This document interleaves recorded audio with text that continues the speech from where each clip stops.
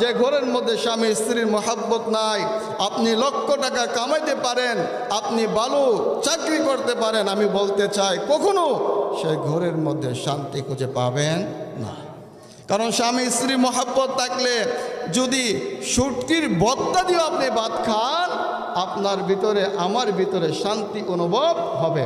আর যদি স্বামী স্ত্রীর মহাব্বত না থাকে, প্রত্যেক দিন যদি আপনি পোলাও মাংস খান, আপনার স্ত্রী থাকবে একদিক, আপনি থাকবেন আরেক দিক, এক ঘরের মধ্যে রহমত আসতে পারে না, বরঞ্চ এক ঘরের মধ্যওয়ালা সন্তান আসতে পারে না। বলেন না আল্লাহু আকবার।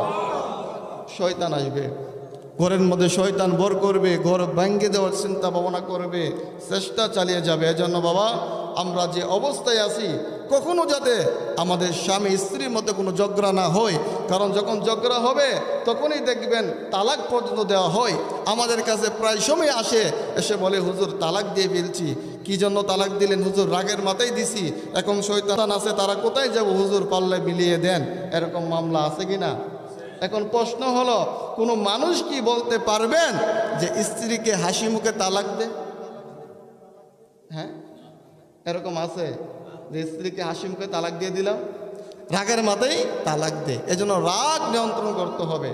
খোদার কসম করে বলতে চায়, যখন কোনো স্বামী স্ত্রীর বিচ্ছিন্ন হয়ে যায় তালাকের মাধ্যমে, আল্লাহ রব্বে কারিমের সকল ফেরেশতা ওদের জন্য লানত করতে থাকে। এমনকি আশ্ব মহল্লা কাবে তরতর করে বলে একবার আল্লাহু আকবার।